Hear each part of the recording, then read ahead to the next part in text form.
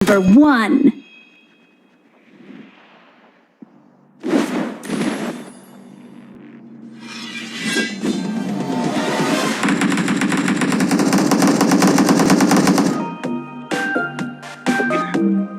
ये chicken dinner निकाला है कहीं पे तो